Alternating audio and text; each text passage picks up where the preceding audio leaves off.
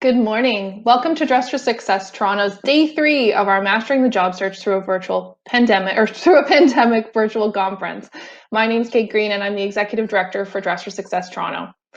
Dress for Success Toronto is a local affiliate of an international not-for-profit organization. We provide solutions to job seekers in need of support during the transition from unemployment to economic independence. We create an empowering experience for our clients in an inclusive, non-judgmental, and supportive environment. It's no secret that the pandemic has had a disproportionate impact on women in the workforce. Throughout the course of the pandemic, women have lost twice as many jobs and hours as men.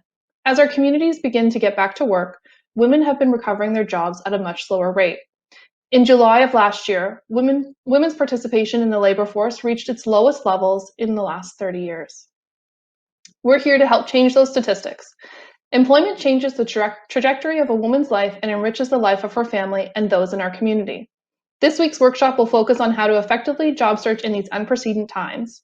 These virtual workshops will provide you with the tools and resources you need to master your own job search. If you're joining us for the first time today, let me catch you up on our first 2 days. On Monday, we delivered our first learning session hosted by LHH on navigating and adapting an effective job search during a pandemic. Yesterday with Crow Soberman, we focused on the elements of a winning resume that will get any hiring manager's attention, and the team walked us through how to ace your own virtual interview. Today, we're building on those fundamentals and learning how to access the storyteller within us. Before we begin, I want to thank our sponsors for making this conference possible. Thank you to our event sponsors, BMO Capital Markets, Mackenzie Investments, and Torstar. Thank you to our session partners, LHH, Crow Soberman, the Humphrey Group, Accenture, and Indeed, and to all of our add-on support partners, Mars Canada, ICF Toronto Chapter, and Toronto Crew. Without the support from all of our partners, this week's event wouldn't be possible, so thank you. It now gives me great pleasure to kick off our third day and introduce you to a familiar face, our very own career program and volunteer manager, Cassie Luters. Okay, thank you, Kate. We are now halfway through the conference. We cannot believe that. Today's session will be covering the topic of the art of storytelling, presented by Adriana Terzo-Pugliese, Delivery Program Associate from the Humphrey Group. Make sure to check out Adriana's speaker profile in the event platform to learn more about her work. This session will also have some interactive parts that will allow you to think deeper into the art of storytelling. The Q&A portion of today's session will be moderated by Amara Hunt, Vice President of Program Delivery. Now, without further ado, I would like to pass it over to Adriana to get us started. Welcome to the Art of Storytelling, Storytelling for Leaders. We are here today from the Humphrey Group, and here with me is Amara Hunt. Amara? Hi, everybody. It's great to be here today. We're so thrilled once again to be able to partner with Dress for Success. And today we're going to be talking about stories and storytelling. So I want to begin by doing something that we always do in our programs, which is to honor the very nature of storytelling in Canada. I am currently in Vancouver. Adriana is outside of Toronto. And I know that many of you are calling in from different places across Ontario and the Toronto area. And as we begin, I want to acknowledge that each of these places has history. They have traditions. They have stories that are old, and they should be honored because they provide context to our own stories, no matter what our personal background might be. I would like to acknowledge that the land from which I am joining today in Vancouver has been and continues to be the territory of the peoples, including Musqueam, Squamish, and Tsleil-Waututh, who continue to care for and sustain the land in which I have the great privilege of living and working. As today we delve into the topic of storytelling, I encourage you to reflect on the land which you are joining us from and what context its history and peoples can bring to our discussion of storytelling. We work for an organization called the Humphrey Group, and quite simply put, we help organizations turn their people into leaders simply through how they communicate. Every time you communicate, whether it's through an email, whether it's through a conversation, a presentation, an interview, you have an opportunity to influence the people that you're speaking to. Our organization provides those tools so that you can show up in a way that feels really authentic to you, but also in a way that works for your audience, that influences your audience. As we heard already this morning, this is a competitive job market, and any tools that we can put into your toolbox are going to be those that support you going forward. So without further ado, today we're going to talk about storytelling for leaders. Wonderful. Thank you, Amara, for that introduction. So right off the bat, let's start with an exercise. I'm going to tell you about a hobby of mine, and I'm going to tell you why I like it. And then I'm going to tell you a story about my hobby. I want you to zone in on the differences between the two communications. So let me begin with my hobby. My hobby is painting. I enjoy it because it gives me time for me. It allows me to be creative, and it allows me to be courageous. Now I'm going to tell you a story about my hobby. Some of my fondest memories as a child were of me sitting at the kitchen table with my mom, drawing and coloring. Mom bought me my first canvas and paint set. She said to me, "Be creative, be courageous, make time for yourself." Throughout the many years, I created many canvases, donated them to charities. Some my family has on their walls, some I still have hanging on my walls. I got better 3 times. Unfortunately, Mom passed away, and after she passed away, I didn't have the passion for painting any longer. I set my canvases and paints aside. In 2020, when the pandemic began, I found myself without a job. I was very anxious. I was filling up many applications and sending my resume as much as I could. The anxiousness became to a point where I was having a lot of difficulty. What happened was, and although I've always thought of my mom and she's always in my heart, during that period of time, my mom came up in my thoughts more often than not. And one day I sat down and think to myself, what would Mom say to me? And what she would say were her initial words when she gave me or gifted me that canvas. And the words would have been, be courageous, be creative, make time for yourself. I immediately got on the Michaels website and purchased canvases, paintbrushes, and paints, picked them up and began painting. I made time for myself. I truly believe that a hobby, a pastime, or even just time for yourself is essential to our mental well-being. So having told you the facts and the story, Amara, what do you think our audience is going to jot down on a piece of paper, or perhaps you can open a Word document, audience, and write down what you thought the differences were? So Amara, what do you think our audience will pinpoint as the differences of my stories? Well, for me, I think I'll be expecting some original art going into our Christmas party next year. No, I'm kidding. For me, when we talk about this notion of leadership, it's really easy for us to get caught up in the facts. We spend a lot of time thinking about facts. We spend a lot of time thinking about getting that point across in a way that is really quick. That old saying, be bold, be brief, be gone. But what you demonstrated in the story, to me, is about connection. That hearing you talk about your mom, hearing you talk about that journey from childhood, literally painting that picture for us about what it was like for you at the beginning of the pandemic, created a wholly different experience for me. It let me get some insights into who you are as a person. It helped me get some insights into your perspective on life, into your approach to challenging situations, and opened up this whole other level of how I could get to know you as a person, as opposed to just hearing about why you were interested in painting. Thank you. Yes, and it's a very heartfelt hobby of mine, and it does link me to my mom. And thankfully, and due to my hobby, I was able to get a grip on my anxiousness and put my focus on job searching. And happily enough, I landed this position at the Humphrey Group. So I'm very happy to be here.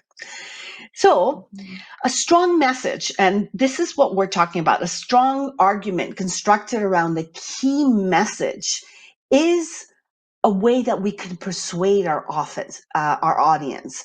It's not only a way to communicate our ideas, and sometimes it's not the best way. Sometimes we need a little bit more of an indirect way to influence our audience, more subtle. We need to connect, as you mentioned, Amara, and to build relationships. So how are we going to do that? Our audience is probably thinking. Let's see if the clicker works. Connection, attempting to reconnect. All righty. There we go. So to do this, to build a relationship, we need to appeal to more than just the rational brain. It's funny, I love neuroscience. I love to read about it. Behavioral sciences tell us, as if we really needed to know, that we are not 100% rational beings 100% of the time, and I can attest for that. We are just not machines that can process or assess the validity of arguments. We are influenced by all kinds of factors as human beings. In fact, more often, we are influenced by what we feel and what we believe, rather than the facts alone. We know that stories engage different parts of the brain. During my neuroscience readings, I have found that we have several parts of the brain. The parts that become engaged when we listen to facts is the neocortex of the brain. It's the outer part of the brain, the latest one to have evolved in the human beings. This is where we have the ability to rationalize and process information.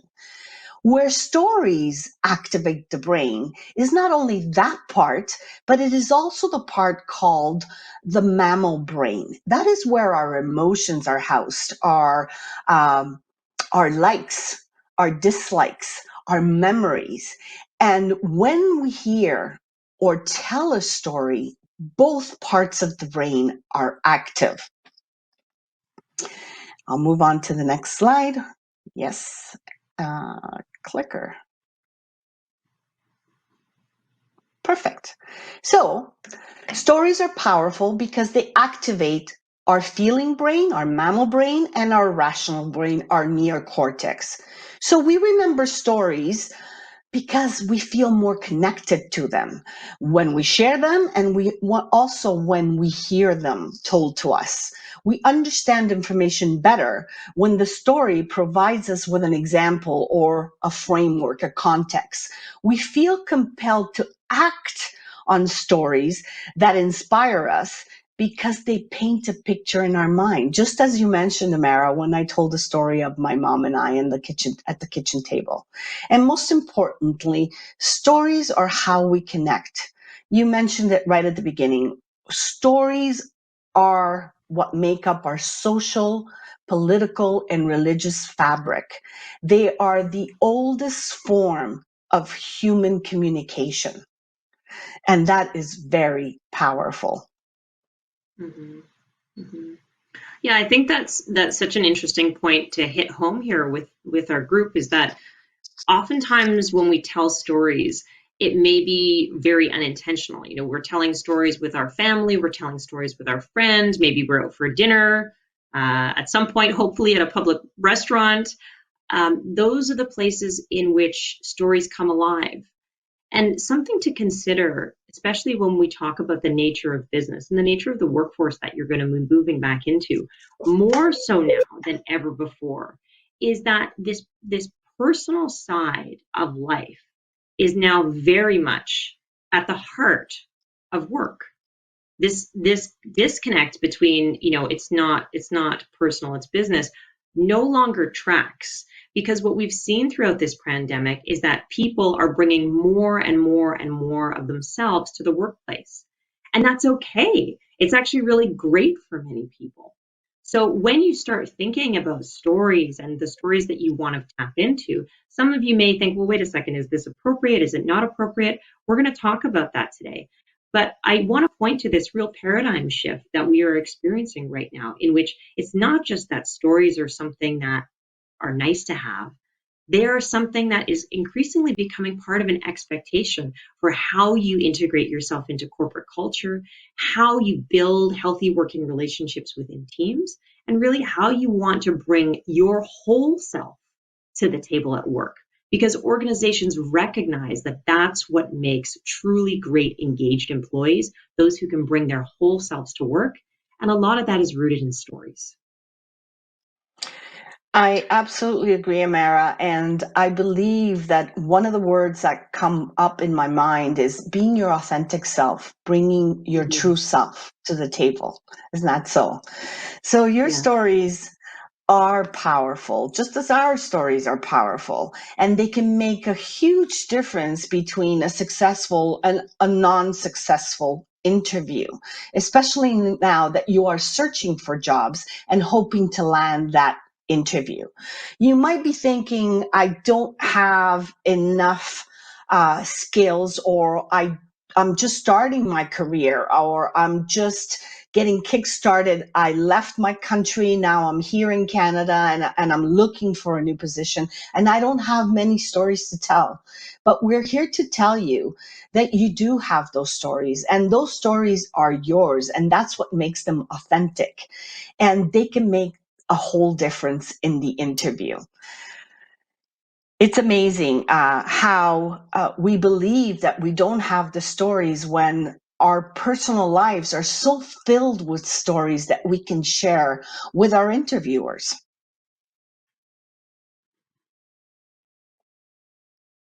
There we go. So if we look at leadership storytelling as a leadership tool, there are some specific steps. And these steps are, funnily enough, very similar to storytelling in a novel, a book, or a newspaper article, or even in the arc of your favorite HBO series. Mine, before the pandemic, was Game of Thrones. Unfortunately, it finished. But the first step to start with the audience and think about who they are, and how are we going to do this? So, Amara, what do you think our audience is going to jot down on their paper or their Word document on who their audience is? How do we start with that? Where do we look for that? Mm-hmm. When it comes to developing a sense of audience, as someone who is seeking a job, you're actually in a great position. Oftentimes, it can be quite difficult to try and figure out what the audience is really looking for, whether it's a communication or, in this case, a story. Thankfully, you may have a job posting to work off of. And if you don't have a job posting, you often have a corporate website. And what you need to think about when you're looking at a job post or when you're looking at a corporate website is that all of the information that you need to connect with your audience through a story is right there in the job posting. It's right there in the website. So I'm going to give you a couple of examples of things that you may see in your job search. And Adriana, you can pull out a couple of things or a couple of keywords that you might focus on as you were looking at that audience and saying, what is something that I want to focus on about this audience? So, for example, the Alzheimer's Association, the vision for the Alzheimer's Association is a world without Alzheimer's disease. LinkedIn is create economic opportunity for every member of the global workforce. So in each of those, we start to see something. We can start to tease a piece out. Now that's at the vision stage for vision for two organizations. But if we go a level deeper, let's say their mission statement, we can get even more. So Patagonia, for example, their mission statement is to build the best product, cause no harm, use business to inspire, and implement solutions to the environmental crisis. So what kind of themes, Adriana, do you think, reading that mission statement, if you were to think about stories and you were to elevate that up, what kind of theme would you say, hey, maybe I could focus on this kind of a theme in my story? What do you think?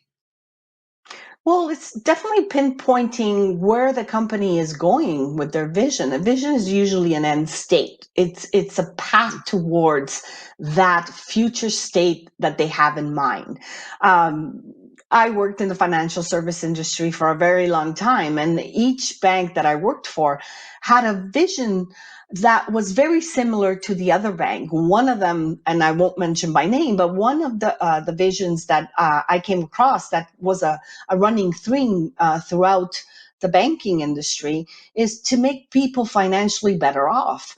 So in order to do that, I always thought, well, what do I need to fit into the financial service industry that will match their wanting to make their clients financially better off? And when I thought of that, I said to myself, well, I have a financial planning certification. I can put definitely that to work to meet that vision that the organization has. And then what are the skills? What is my experience that can match where they are going? And that's what I think about when I look at a job posting. Think about what experiences or certifications or personal stories that I have that links into that vision that goes hand in hand where the corporation is going. Yeah, exactly. And that can seem really daunting sometimes, can't it, Adriana, when you think, oh my, this is a corporate vision. I'm applying for a job that, is fairly junior. Maybe, I'm applying as a first-time employee. I'm thinking about being a teller at the bank. How can I tie into this big corporate vision? Is that too bold? But the reality is that what we see are things that are thematic. And the nice thing about vision, particularly when it's in a job posting, is that the rest of the organization is designed to fit underneath it. So it can't be so focused that as a teller or as a frontline worker, the vision doesn't resonate with you. Sometimes it does, but that's often because an organization hasn't done a great job with their vision. But as another example, Warby Parker, which is an eyewear company, their mission is to offer designer eyewear at a revolutionary price while leading the way for socially conscious business. If I were to be looking at that, some things that I would draw on and some things that I would say, okay, how do I fit into this? I would pull some key pieces out, like this idea of revolutionary pricing. What's that about? It's about access. It's about creating equity. Similarly, leading the way for socially conscious business. Maybe there's something there that I want to talk to about being socially conscious, about the importance for me as an individual, as an employee, to work for an organization in which I can support businesses that are socially conscious. I can share those stories that link into those mission and vision statements that are closely aligned. It doesn't have to be, you contributing to that corporate vision at the strategic level as a vice president. Every single person in an organization should be contributing to that vision in whichever way they want. But in that job posting, at the vision level, at the mission level, you're going to get some of that information. And where you really get into the nuts and bolts is when they start talking about things like values. So Adriana, at the banks and in your other areas of work, what kind of values have come up for you, or that the organizations have said, these are our corporate values that have resonated with you so much so that you really feel like in that interview, you can point to that value and say, yes, this value of collaboration is something that really resonated with me? Well, actually, I'm glad you say that, because there's two values that I always brought to the forefront and is apparent in many vision statements and mission statements, and that is honesty and accountability. And I love the word accountability because it's responsibility plus more. And I always thought myself as responsible, but am I accountable? Do I really take account of everything that I do? And when it comes to work and home life, I definitely do. So these are some of the points that, or values that I always bring to the table everywhere that I go. That's great. So we've got some great questions coming in now, Adriana. Oh, awesome.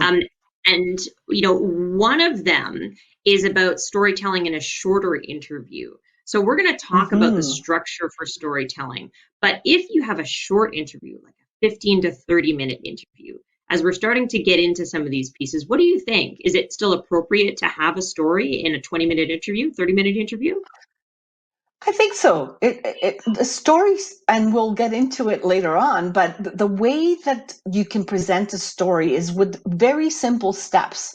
And there is a takeaway for your audience, and it's the moral of the story that you'll leave them behind with, the important piece that you want the audience to know about you. So let's move on so that we can get there and show them. Great. So we're going to do a quick activity before we get there so that the participants or the audience that we have today can identify a quality or a skill that they would like to highlight in that interview, even if it's a 30-minute or a 15-minute interview. What is the one thing that makes you shine? So write it down. And it could be, and I'll just mention a few here, Amara, my attention to detail, or the fact that I'm very innovative, or that I'm a very good team player, but yet I can work on my own. Leadership, my leadership, I've led teams before. Winning an account, that's a plus story. And if you don't have professional successes to date, it could actually be something personal. It could draw from your personal life that makes you or gives you that skill or quality that can be reflected in the job. Like if I wasn't working, one of the skills that I have at home is I'm a great organizer. I know how to manage everybody's agenda. I know how to manage the calendar for everyone. My kitchen shines, and when you open up the covers, everything is organized. I am an organization person. So if I didn't have a history or some successes to share on my professional side, because I haven't been working till date, those skills from my personal life could definitely translate into my work. And many people might be saying, oh, I don't have those stories, but believe you me, you can draw them out from your personal life as well. So write down, audience, what those, that skill, that one skill, the quality that can make you shine in front of the interviewers. So we've got a question here that I think is good as well. This idea of some of the common types of topic stories that can be expected at the interview. So something, to continue on what Adriana said here is that we want to make sure that the stories we're telling are relevant. So in these situations, in the job interview, you are selling yourself. You're selling your skills. You're selling what you bring to the table. You're selling a value proposition. And for some of us, that can be a little bit uncomfortable. But the reality is that you need to create the impression that you would hire you at minimum. So as you're thinking about the types of stories to tell, my suggestion is always to frame them around the skill sets that are being asked for in the job posting. So you can look at corporate values. You can look at the skill sets that they're asking for. You can look at the qualities. Job postings will often say, a top candidate would have X, Y, and Z. If you have stories that showcase your ability to do those things, you have to be able to access them. And you have to be able to tell them in a way that is really healthy. This next component is going to walk you through how you can do that by focusing first and foremost on what your key message is. And one of the things that I have to bring to the table, Amara, is sometimes we will not have all the skills and competencies that are written in the mandate. They may mention 10, but you have 6 or 5 of them. That doesn't mean you cannot apply to that position. You can, because with the skills that match the mandate, you may have other skills that may reinforce others. So take a chance. And it's very well known that women shy away. Immediately they say, oh my God, out of the 10, I only have 8, and they don't bother to apply to the position. I say apply anyways. Give the interviewer the chance to call you for that interview and see where you go along, because most of the time, not everyone will have 100% of those competencies. So If we have an audience, which in this case would be the interviewers, or sometimes they're more than just the hiring officer in the interview, there will be a few people in the room, and we have that audience, we need to think of a message. We need to think of the takeaway that I want my audience to think about once I leave the interview. It's the thing that will connect me to them. It's the story. It's part of the story, I should say, but it's the one thing in the story that I want to make sure that I highlight and that my audience is thinking about when I do leave. So right now, what I'd like to tell people in the audience is to write down what they think of that one special sentence that tells the audience the moral of your story, the takeaway. Write it down, and let's take a look on how these messages will impact the listener.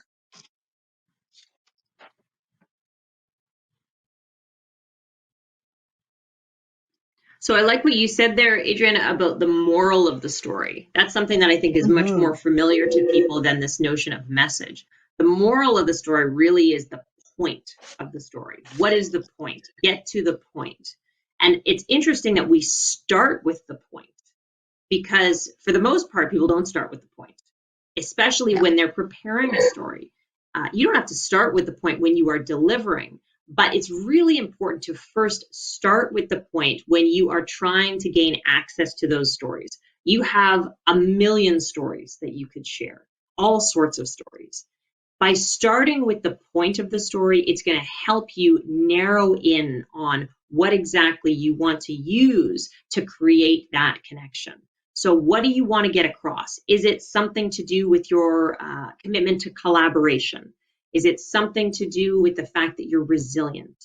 Do you want to highlight that you are an innovative thinker? What is that key thing that you want to highlight in this story within the context of a job interview that speaks to your belief about yourself? And the moral of the story, or what we call a message, has to be impactful. It has to have criteria to it. And at the Humphrey Group, we say that a strong message, an impactful message, one that will resonate with the audience and leave them thinking of you when you leave the interview, is a message that complies with 5 criteria. And those 5 criteria are: you must believe in your message. You have to have a deep-rooted conviction in regards to that message. What is it that you believe about this message? Number 2, it has to be positive. Human beings don't like to hear negative thoughts, so lead them with something positive. It also has to be audience-centered. What's in it for the audience? Why should they be listening to your message? And then the message must be able to be supported by facts that you will offer in your story. And it has to be aligned with the organization. Does this make sense, Amara? Yeah, I mean, it seems like a lot of criteria for a message, but when we break it down, it's actually quite straightforward. These are the critical components, as you said, Adriana, of a positive, strong message. The piece I think that might be the most challenging here is aligned with the organization. We say that because if you walk into an interview and you want to highlight that you are an independent worker, that you do the job and you get it done alone, that is what you bring to the table. And in the job posting, it explicitly says that collaboration and being a team player and being mutually supportive of different people in the organization is being highlighted. My suggestion is not that you go in with the lone wolf strategy. This is where we come back to this notion of knowing who your audience is. Having a positive message is easy here because we're highlighting something positive, making sure that it reflects your conviction, making sure you have facts to back it up. All of that may seem fairly intuitive, but it's important for us to call it out.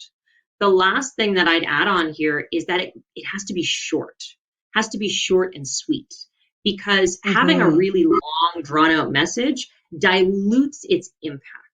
So the more you can focus on having something that is really clear and crisp, the more memorable it's going to be. Yeah, and most of the time at the Humphrey Group, when we talk about messaging and a message, we say that it should be just one sentence long. And we don't say how many words, but just one sentence, one impactful message that has your belief, that is positive, and it's audience centered. Mm-hmm. So I've got a question here, Adriana, about making sure that the story feels really authentic and not scripted. And what we're sharing here may seem like it almost is in counterweight of that. But here's something that we want you to consider. Being scripted is not the same as being organized in your thinking. Oftentimes we conflate those two things. Thinking about what you want to say ahead of time without memorizing it word for word is simply just being prepared. Being prepared is a really good thing. Where you want to get extremely clear on the language you're using, on what you're going to be highlighting, is here in this piece about your message. Your story can be really organic so long as you know the key components of a story, which we're going to talk about in a But the way to avoid being scripted in the moment is avoid memorization. Memorizing is your worst enemy because you focus on the words as opposed to the ideas. And all of a sudden, if you use the wrong word, you're going to feel thrown off. So think to yourself, what is my message? Get clear on that first and foremost, and then get clear on the other elements so that it can still feel really authentic in the moment. What are your thoughts about that, Adriana, in terms of that balance between memorizing and preparing versus having that nice organic flow in the moment? Absolutely. In many job interviews where I had scripted what I was going to say and I tried to memorize every single word, you're absolutely right. I was thrown off many a times when I had to present that idea. And I learned very quickly that memorization wasn't the best point. So what I used to do is just write the key points on a piece of paper and have the key words just guide me throughout. Wonderful. So great. the 5 criteria are up on the screen now, and we'll move on to the next slide. Oh, here it is, supported by facts. Well, facts are important. We need to support that message with facts, which will be part of the storyline. So what message do you want to leave with your audience when you go to an interview? Take a couple of seconds, audience, and write it down. And if you have any questions, this is the time to ask. All right. All right, so here are 3 succinct, powerful messages. Do you recall the one that I gave when I told the story about my hobby, Amara? The message at the end of the story? I think I was focused on the questions. No, I certainly remember the key component of the story being the importance of making that time for yourself and focusing Absolutely. on having that time for yourself. Absolutely. And I'll repeat it. I believe that a hobby, a pastime, or time for yourself is essential to our well-being. All right, and here we have 3 up on the screen. I firmly believe in the power of positive leadership. That's a strong takeaway for the audience, isn't it? I am convinced that being self-motivated is critical to success. Now, a lot of employers want to know that you are motivated and that you are going to be proactive in everything that you do. It is critical to success. I'm confident I have the technical skills to lead this project to completion. And these are the messages. And then when we say that a message can be backed up with facts, well, when you mention this, when you say, I'm confident I have a technical skill to lead this project to completion, well, then show me. What are the facts? What can you tell me? What are your stories behind this statement?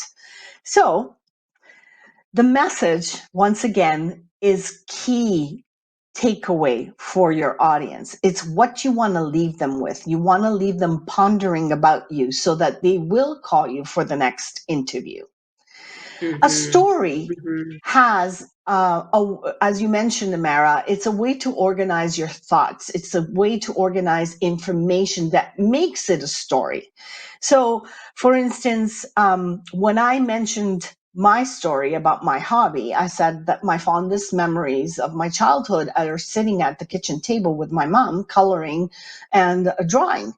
So here we have a presentation of what is called a story spine. It's 4 elements, 4 distinct points that, coupled with your message, your takeaway, the moral of the story, is actually a leadership tool. So let's look at each component. We have environment, event, complication, resolution, and message. The environment, as I mentioned in my story, was the fact that I have fond memories of sitting at the kitchen table. That was the environment. It's the who, it's the where. The event is the fact that I obtained from my mom a gift, right? And that's the what. I received a gift of a canvas and paints, and my mom gave me 3 distinct messages. What was the complication? Well, unfortunately, I lost my mom, and that kind of put away my passion for painting for a while.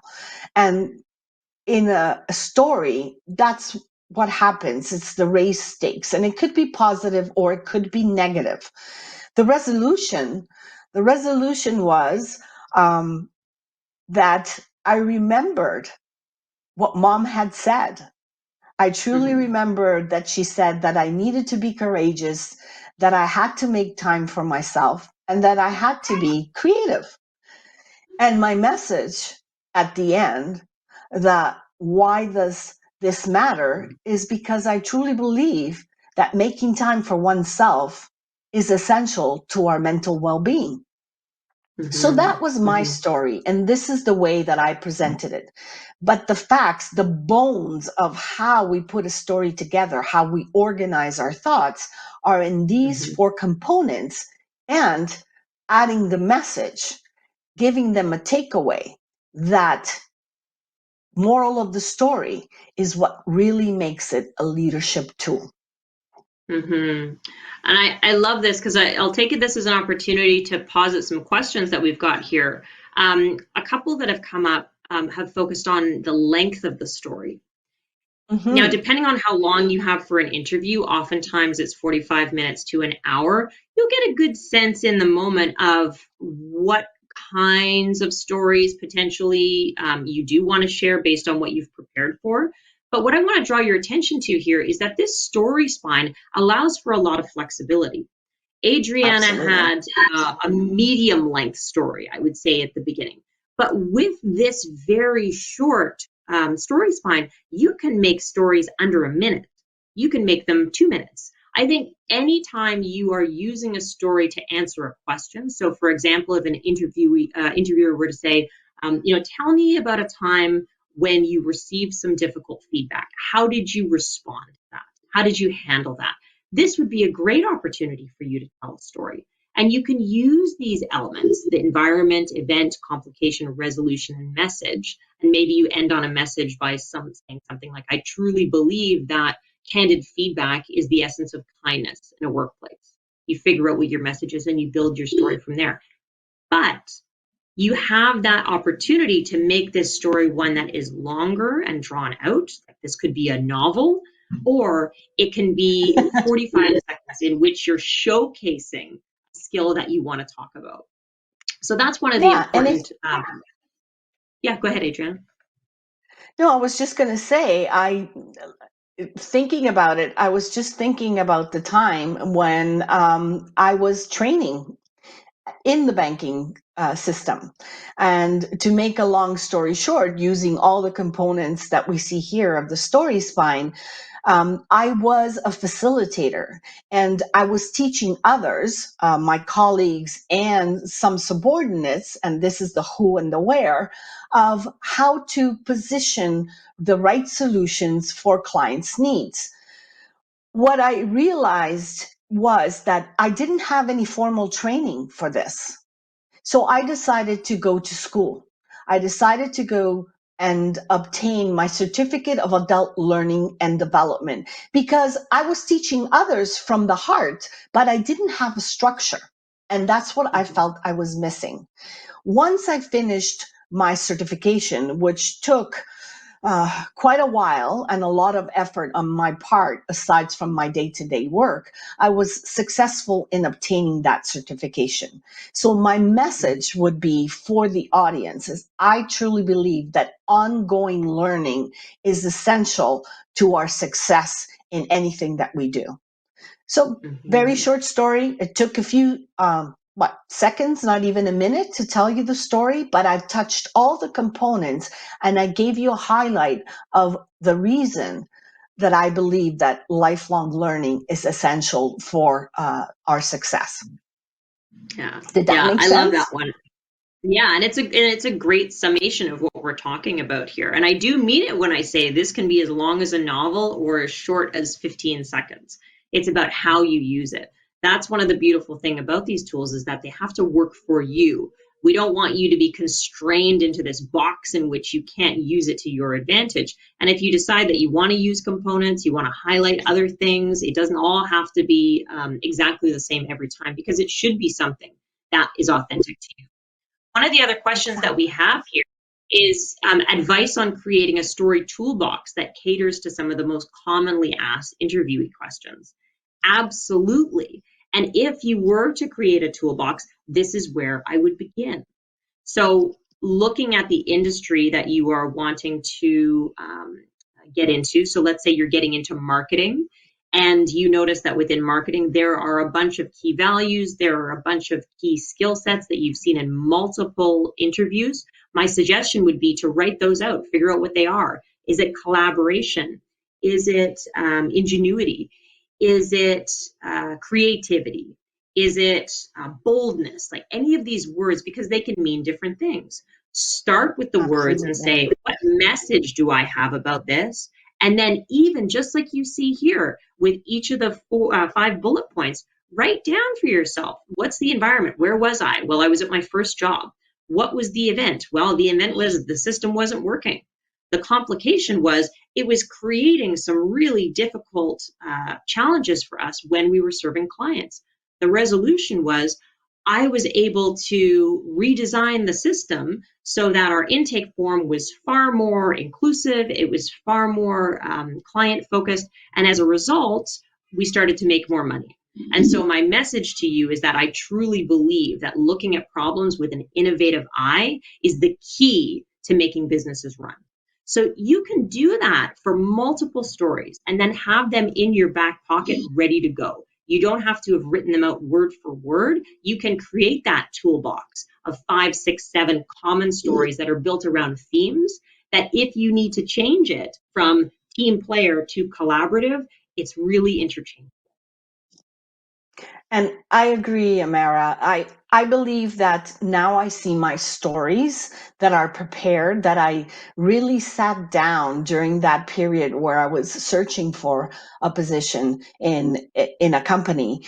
I prepared so many stories that now I view them as the knapsack or carry-on that I carry with me, and I can pull out at any time and present them in a way that leaves my audience with a message that I want them to remember me by. So thank you for that. Let's move on. Are there any other questions that you see coming up? Yeah, I've got quite a few here. There's some that are quite nuanced, so we're going to save them for the end. But a couple here that I think are interrelated to the story spine. One of them being, I have trouble being concise. What are some tips for cutting my story down? So I think this, for me, is a challenge that I have. I tend to be quite verbose, and it is always, always far easier to add than it is to take away. So for those of you who struggle with some verbosity, you love these stories, you like adding in a lot of color, that's wonderful. My suggestion to you is start with the bare bones. Start with that spine so that you can work your way up and add more, as opposed to trying to feel like you have to take away. So even if it's one or two words in here, that's going to help you. Don't you think, Adrienne? Oh, absolutely. Begin with little and then have the opportunity to add more. And it will also depend on who your audience is. You will get a sense of how much, and there are those interviewers that do talk a lot, so you can see from their interaction with you that they want more from you. And there are those interviewers that are very short and very precise in what they say. That's what they're looking from you. They're looking for position. They're looking for a short story. So the story spine will give you that flexibility to start, as you say, with the bare bones, very little, and add to it as you see fit. So you may have variations of your story. The underlying, the message will always be the same. The length of the story will either be short or long. And I think that's a really, nice piece again to come back to, because in those moments, sometimes I've certainly been in interviews where I'm telling a story and the interviewer sort of gets this look on their face. And what it's telling me is they don't know where I'm going with this. And this was back, of course, before I was using the story sign. So as a way to make sure that your interviewer stays engaged, I would recommend that up front you can say, that's a great question. I'm going to tell you a story about this. Let me tell you a quick story about a time that I demonstrated this skill. So you can say that up front. But if you see people getting a little bit confused, chances are two things are happening. One, they're not sure where you're going with your story. Or two, you're not getting to the point quick enough. These stories are meant to highlight a very specific skill set. It's not about sharing your life story. So recognize that in these moments, we're using the story as a tool of leadership, and that's what it should be doing specifically. Keep it focused, keep it driving towards that message, and that will make sure that you stay in that nice, safe zone with your interviewer. Absolutely. And I'm sure when our audience has seen the spine or the story spine, it's nothing new to them. This is something that most of them or many of them have seen in their high school years, perhaps, or I didn't go to middle school, but mine was called high school. And I remember this quite distinctly. It's that little mound graph that we had to draw out. And it's where we had to talk about the climax and the denouement. And I never understood why we used a French word to explain what a denouement was. But here you have it, the story spine. And if we follow it and keep succinct with it, we'll be able to really tell a story that matches what our interviewers are looking for. And the best piece of it is that message. What do you want to leave them with? And I can't repeat that often enough, and I may sound like a broken record, but it's worthwhile to mention it over and over again. Do you agree, Amara, on that? Yeah, absolutely. And it keeps coming back to this idea of being prepared. Being prepared and being scripted are different things. So for those of you who are thinking, maybe I can do stories, I can just prepare them on the spot.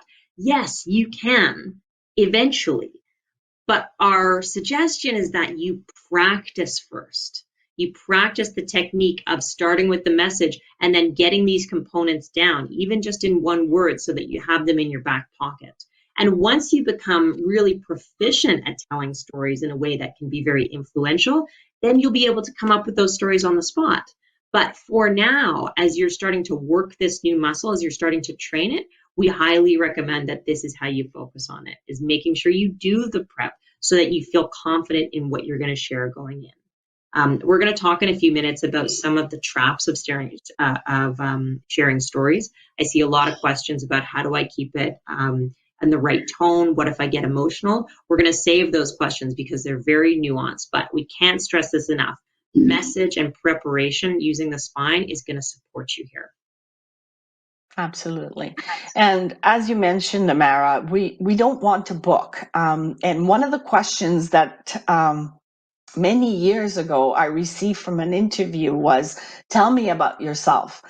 And at that point in time, I said, oh, what do they want to know here? And I started babbling on about where I went to school, what certifications I had, but that's not what they wanted. They wanted to know specifically in regards to the job mandate, where or how I can actually make a good fit. And looking now, if I had the story spine at that time, I think my interview would have been a successful one as opposed to not being a successful one. Mm-hmm. All right, so let's move on. So using the story spine, identify the elements you need to bring your story to life.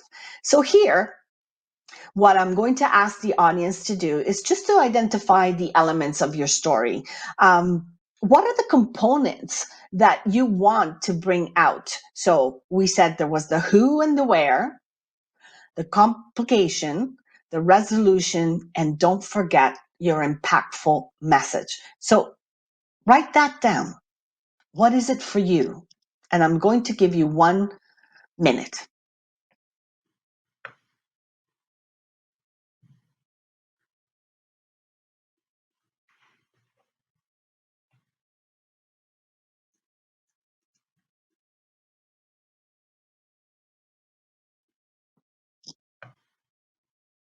Got some great questions here, Adriana. Uh-huh. That we're gonna tackle as we get to the end because they are very nuanced. I love it. Perfect. Yeah. Do you have a couple of stories in your back pocket ready to go, Amara? Oh God, do I have stories? I feel like that's all I have right now. All I have these days. Yeah, I think for me, this piece around storytelling became really important when I started doing more and more facilitation, particularly at it, in early in my career, doing facilitation and facilitating large groups and coaching people, especially very senior leaders, CEOs, CFOs. I realized very quickly that I had a very short amount of time to create the impression that I knew what I was doing. I used to live in Alberta, and I worked with a lot of older gentlemen in the oil and gas business. And I was young. I presented fairly young. I like to think I still do, but I know that's not the case anymore. And I had part of my narrative, which was you're too young for anybody to take you seriously, which is also very problematic because by the time I think I probably am old enough for people to take me seriously, my narrative will likely change to, well, you're too old for anyone to take you seriously. And what I found was that storytelling was a great way that I could connect with these people because I could share things about myself. I could share fears. I could share development needs, especially as they were related to the individual I was working with, to the people I was facilitating to, in a way that allowed me to create some of those connections. So one of the stories that I truly believe in, and I actually tell my team now that I'm a people manager, focuses on this idea of taking control of your own development. So when I first came out of university, I worked for a consulting firm, a CSR consulting firm. That's corporate social responsibility. And I loved it. I had a very strategic mindset. I saw wonderful areas for opportunity for me to help improve the business. And I felt like it was really something that I could contribute to. I loved the content. I loved the work. But looking around me at the other people in the organization, most of them had MBAs. And I found it really, as someone who, has a lowly degree in political science. So I decided that, for me to be taken seriously, I needed to invest in my own development. And one of the areas I identified was business finance. I'm not particularly thrilled about numbers. Math has never been my strong suit. Excel spreadsheets are the seventh circle of hell for me. I don't like that work at all. But I recognized that it was going to be a block for me to be taken seriously in this consulting firm, to not have that level of business acumen. So I actually decided to start taking courses in business finance. And it was awful. We started with statistics, and from there it was just numbers, numbers, numbers all the time. The concepts I got right away, no problem. But when it came down to managing a P&L, when it came down to looking at top line, bottom line, I struggled with it because I'm just not a numbers person. And I thought many times about throwing in the towel, but I didn't. I persisted and I got through it. And it afforded me a higher level of confidence within the company around business finance. And people started to take notice. And when the time came for my first promotion, I was in the ring with 3 other people and I actually got it. And one of the things that the interviewee said is that they were really impressed with the initiative I had shown around my own personal development. So all of that is to say, I truly, truly believe that to be successful in your career, you need to take control of your own development. So that's my story. And if you think about the elements of the story that I shared there, you will notice each of the pieces of the spine. The who, the complication. I don't like numbers. The resolution. I figured out how to get around those numbers, as well as that message, which is something that I truly believe. Now, you'll notice there that that is a story about me. It's a story that highlights something that I believe that was really great that I did, an investment that I made. And something that I want to point to, which is a question that has come up in the chat here, is this idea of feeling like you're bragging, of coming across as conceited in these storytelling. And I have thoughts about that. But Adrienne, I want to hear what you have to say. You've alluded to this a bit already. This idea of coming across as egotistical by telling stories that highlight the good work you've done or good choices you've made. I believe that we need to highlight those key things about ourselves. And if I'm not going to brag about myself, who's going to do it for me? So it's important. It's important to bring that element into your storytelling. You're not telling them right off the bat, I'm the best, and say it with attitude, but you're telling components of your story, of your authentic self, that really can bring the story to life. And I definitely believe that you should be authentic. You should be selling yourself, because give yourself a pat on the back. If you've achieved successes, there's no one that can tell the audience about those successes than you. Mm-hmm. So make it count, make it authentic, make it part of who you are. Don't be aggressive about it or show offy about it, but just let them know what your successes have been, what those highlights have been. You know your story best, so share it with the audience. Yeah, and what we find, we run a lot of programs for women, supporting female leaders, supporting women leaders.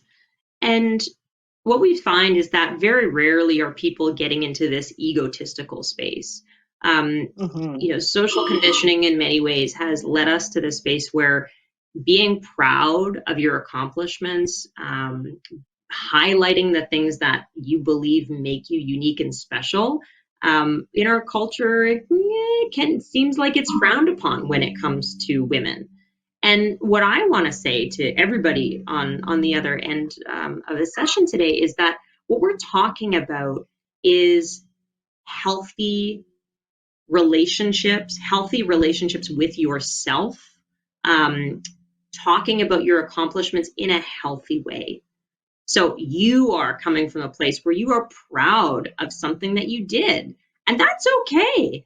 there's nothing wrong with being proud of what you've accomplished. And if you do it in a way that is healthy and you frame it in a way that connects it to something greater than yourself, then you're going to be in a great safe space. So you notice when I talk about my message about lifelong learning, I'm talking about the key to success, the key to successful leaders. I'm not saying, so I truly believe I made the best decision ever and I am the smartest person in this organization.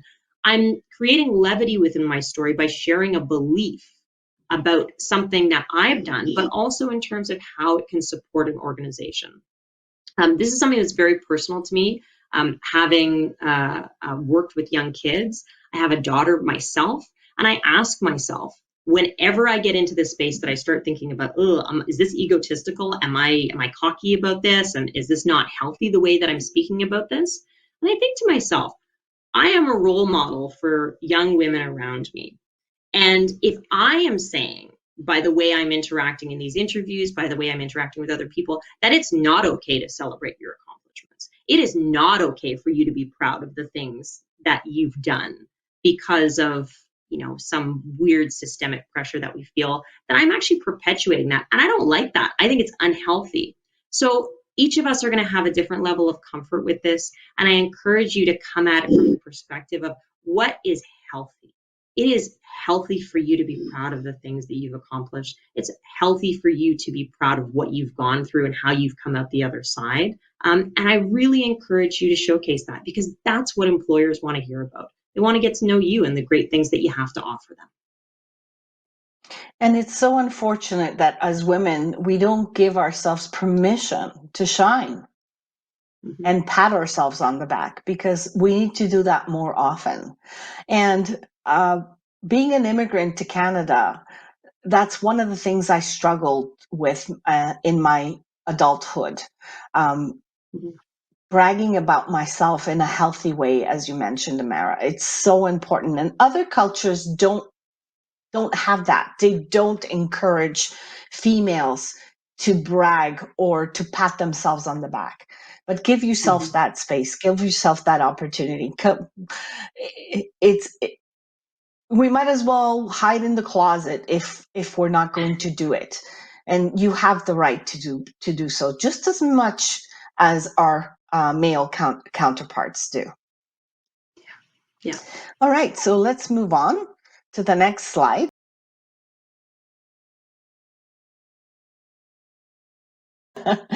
So let's debrief. I believe we have 25 minutes left in this session, and we talked about the story spine, different stories, how to make it long or a little bit shorter, to start shorter if possible, and then add on to it. But the message piece is the most important piece of your story. It's the takeaway for your audience. It's what you want to leave them with. So your stories are a powerful leadership tool. And in restating the message to you, I want to put emphasis on the word your. Your is bringing your authenticity to the forefront. Your stories are powerful tool, no matter what they are, whether it's from your personal life or whether it's from a previous career or position, they are yours and no one can take them away from you. And don't underestimate them. So whether you're seeking to establish those new connections, those new professional connections, as you mentioned, Amara, or you want to develop existing ones that you already have by networking, this is a fantastic tool to bring out your authenticity and to tell that compelling story and leaving the audience with that powerful message at the end. Yeah, I love it. So, Adriana, why don't we go? I've got quite a few questions here that we can tackle. And I think a lot of them are going to bring in a lot of different nuances, different pieces that we can take a deeper dive into this. So if you have questions specifically about the story spine or about crafting a message, go ahead and put them in the questions as well. We'll get to them. One of the questions that's come up is, where do we use stories? Can you use this approach in an introduction to yourself and make it effective? As almost an opener in an interview, or should it be a response to questions? What do you think, Adriana? Oh, absolutely. The question that comes to mind in an interview is, tell me about yourself. You can use the story spine to definitely tell the audience who you are, what your latest accomplishments were, and why are you there? Yeah. And what do you bring to the table for that particular job mandate? I think it's very important to have that story prepared every time in any interview, because that question comes up more often than not. Would you agree, Amara? Yeah, I mean, and absolutely, this is a perfect place for us to be telling a story. I think the challenge with some of these questions is that they're going to be very open-ended. They're going to be really broad. And this is where you can fall into a trap in which your story becomes a novel because it's not organized. I absolutely think that you should have a story prepped and ready to go for tell me a bit about yourself, so that it's not simply a bunch of disjointed information.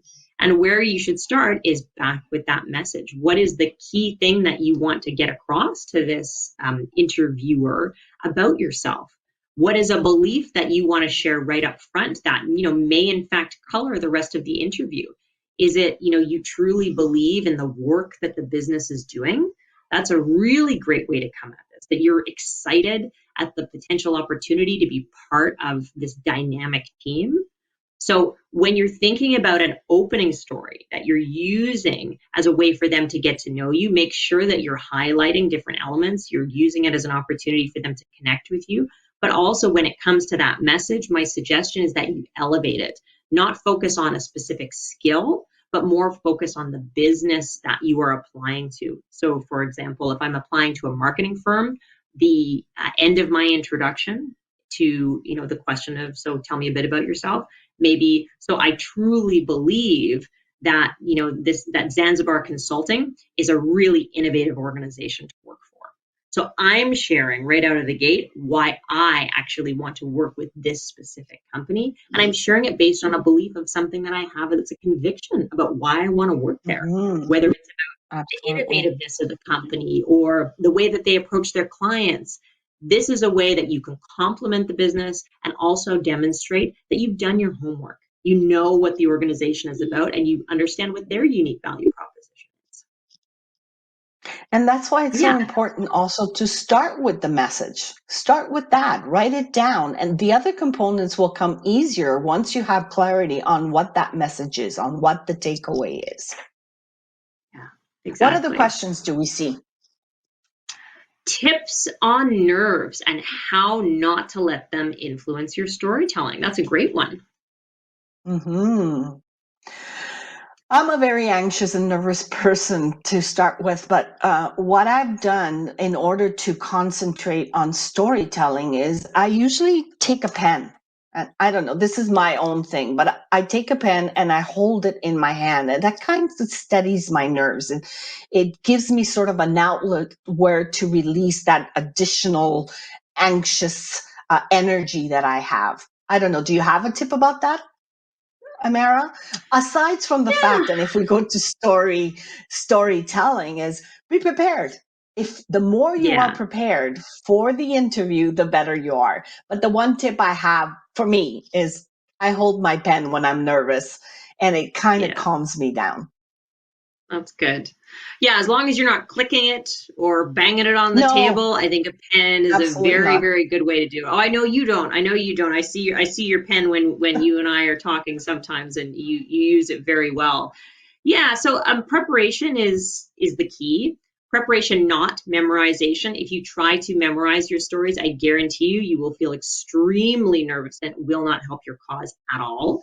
If you are able to simply memorize the key points, single words, as well as your message, you're laughing. You're going to be in great stead. When it comes to other things you can do to support yourself, first, be a little cautious of coffee prior to interviews. That will give you the jitters and make you feel more nervous. Similarly, watch your body, especially right now, if you're doing interviews over Zoom, make sure you walk around. Get some of those nerves out. Go into the bathroom and kind of shake your arms and shake your legs. Do something physical to release that tension in your body. Oftentimes when people come to interviews, I see them sort of bolt upright and their shoulders up around their ears. We want to make sure that you are feeling relaxed in the moment. Do some box breathing. So inhale, hold, exhale, hold, allow your body to relax so that you can focus on your story in the moment. And now remember, in those moments, you can have notes in front of you. And maybe your notes are just talking about where I was, what the event was, what the obstacle was. You don't need much. You just need something to jog your memory. The next thing I'll say is that I believe that when we find those authentic stories, they give us a lot of confidence in the moment. You know your story better than anyone.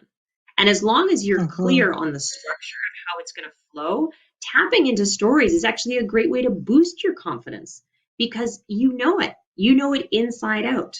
And in those moments when we are feeling overwhelmed or we're feeling anxious or nervous, being able to come back to a story as a touchstone and be present in that story is actually going to help your nerves, not hinder you. And that's why the word your story is so important. Another thing that I'll add to that, before going into an interview, when we used to be able to actually go to the interviewer's office, one of the things I learned by watching a seminar on TED Talk was the Wonder Woman pose. I don't know if you heard about that one, where you just stand straight, feet apart, hands on your hips, and do the breathing method. And that will give you a sense of empowerment. And then you're ready to start that interview. Great stories, Amara. So what other questions? Great. I'm dying to know about them. Yeah, I'm saving some doozies here. Okay, so how do you create stories while wanting to switch carriers and you don't have a niche skill? So I think this question is about changing industries, but also potentially moving into a job where you may not have the technical skill, which we know is really common. Lateral moves right now for people. Starting at a marketing firm and then going to a financial consulting firm. What thoughts do you have about that, Adrienne, in terms of what kind of things are you highlighting there? Well, to be sure, I have to ensure that I do have some of the skills required. You did mention technical skills. If you don't have the technical skills, you can always learn them. You can prepare yourself and take education after work hours, take some courses online, and ensure that you can master those skills as time goes on for the job description. And you have to show them that you're willing to do so. Just your willingness to be able to take a course or an online session to acquire those skills is indicative of a person that is willing to do what is required to do the job correctly. So I think that's important. Do you agree, Amara, on that? Yeah, absolutely. I mean, I think that too often we focus too much on the technical side of things. Technical skills are skills that people can acquire. And if you are moving into a different industry, Adriana's right. Chances are you're going to have some. But if you don't have all, that's not a problem. What you do have, likely, in coming from a different industry, is a wealth of other skills that right now are the ones that are most sought after. It's not those technical skills. It's interpersonal skills. It's emotional intelligence. It's leadership. It's team dynamics. All of these things that are not specifically tied to a single industry, but that can be transported from niche to niche. Those are the things that I believe organizations are increasingly looking for in who they are hiring. It's really important. Time and time again, working with organizations, I see people who are really technically good at their jobs getting promoted into positions that they have no business being in. Just because you are really great technically at your job doesn't mean you should be a people leader. Most of the time, I venture to say you shouldn't. unless you have those skills. So organizations more and more are looking for this diversity of thought. It's not just diversity of background. It's bringing people from different industries, bringing people from different spaces within the workforce, and importing them into organizations to help them think more critically, to bring new and different skill sets. Because those people with the technical skills, they're there. For the most part, they're a dime a dozen. The things that you can bring to the table may be unique to you and that are applicable to a multitude of different industries. So when you are looking at what stories to bring to the table in those kinds of interviews, you need to think about the value proposition that you can offer, not despite of the experience that you have or do not have, but because of it. There is lots of really great things that you can bring to the table in place of not having all of the technical know-how. That's my opinion on that. Absolutely. I agree. Okay, let me pull up another one here. Okay, so let's go for one of these really exciting ones. How do you navigate the line of telling a personal story but not oversharing? So I've got some thoughts about this one, Adriana. So maybe I'll go first. Okay. When we talk about leadership communication, there are two things that we have to hold. The first is authenticity, and the second is what we call audience-centeredness. Leadership is about influencing people. So we can't just say, this is an authentic story to me and I'm going to tell it. We also have to consider who our audience is and what they need from us in that situation. Your authenticity and your sense of audience should all drive towards your message. You have a lot of different options for what kind of a story you want to tell, but you need to make sure that you're holding those two things, authenticity and audience-centeredness, and also ensure that your story is in service of your message. So as an example, if I wanted to deliver a message about candor, that I truly believe that the key to creating healthy teams is a high level of candor, that's where I'm going to go with this. And my story is going to start with, I was driving down the 401 and I was on my way to work. It's a long commute as always. And all of a sudden there was an accident up ahead and I had a really big meeting and I needed to just figure out a way how to get to work.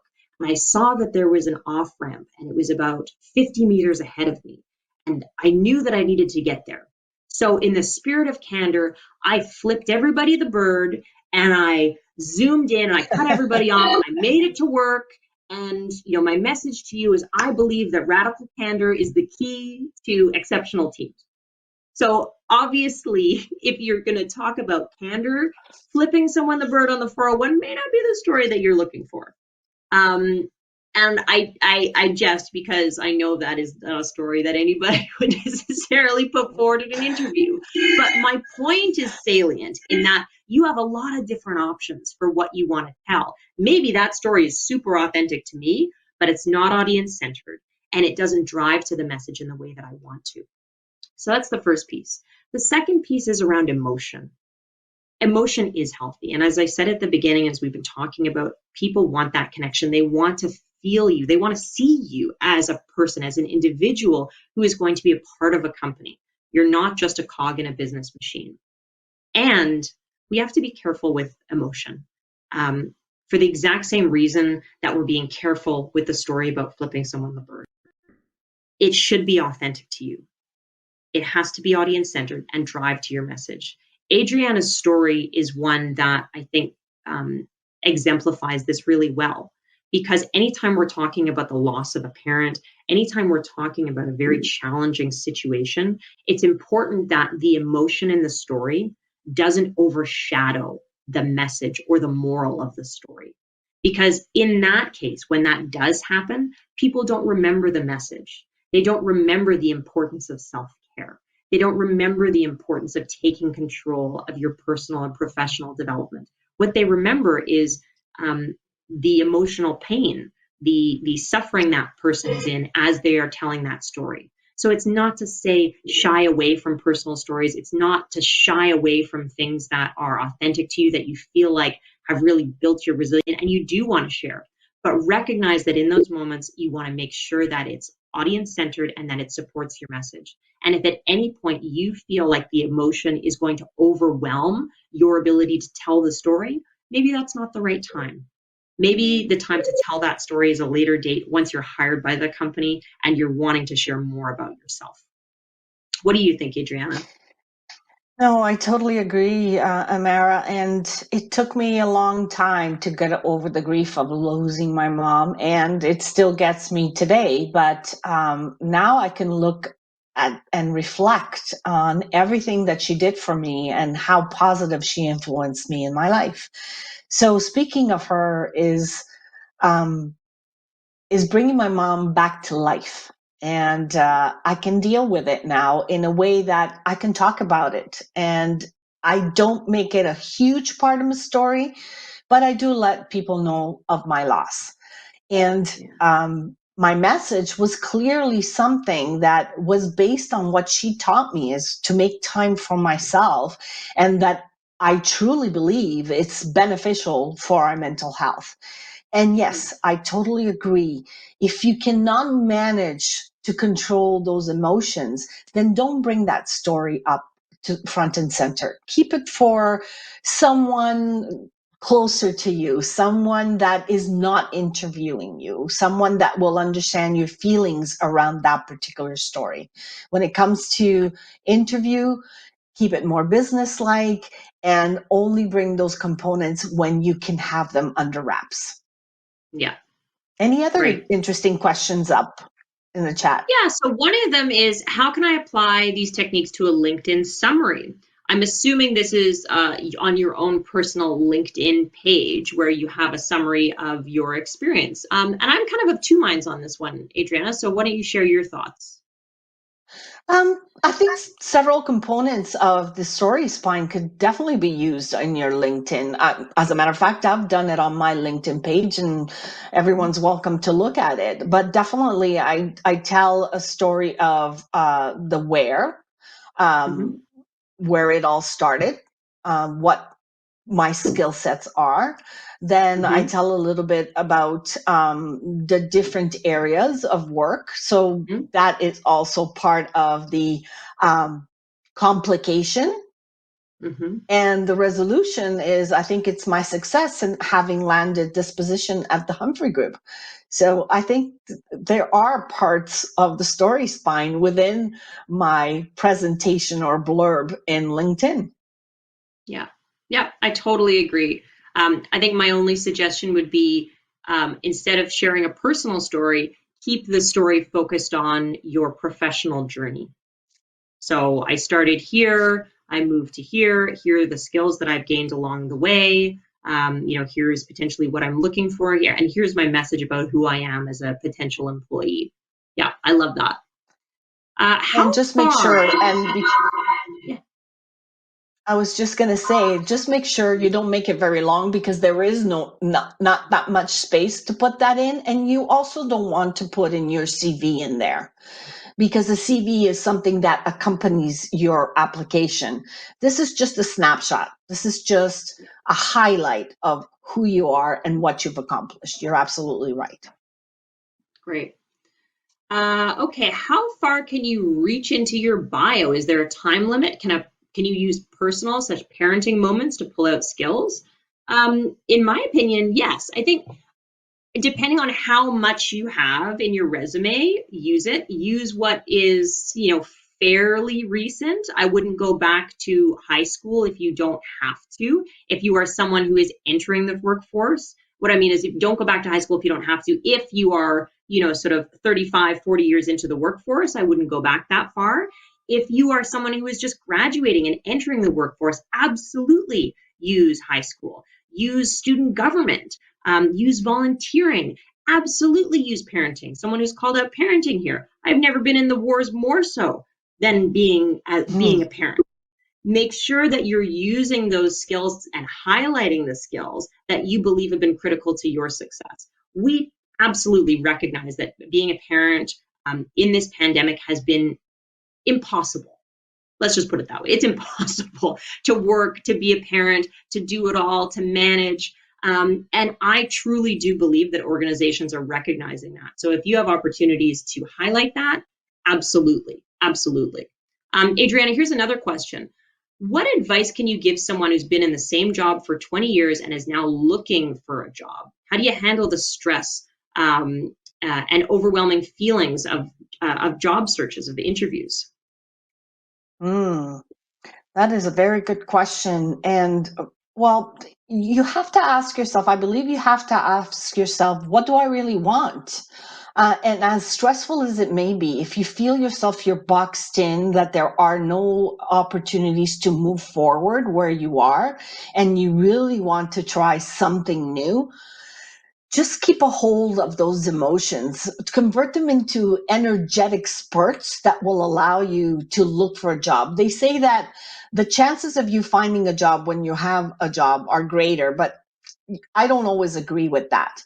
But take the time, make the time for yourself in the evenings to look for the right position, to look into other positions. Try to put those emotions aside of nervousness and focus on what you want.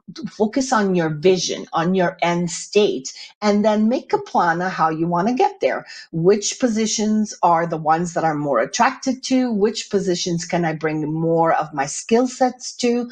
And really put that plan to work and send out those applications. What do you think, Amara? Yeah. Yeah, I think the only other thing I'll say is that when it comes to being in the workforce, it's not the same as it was 50 years ago, where people have a single trajectory. If you have 20 years in the same job and you're looking for a new job, I think a lot of organizations see that as an asset. You can highlight your loyalty, your tenacity, your ability to manage through change. There's a lot of things that you get from being with an organization for a very long time. And I truly believe that that is something that is a highlight.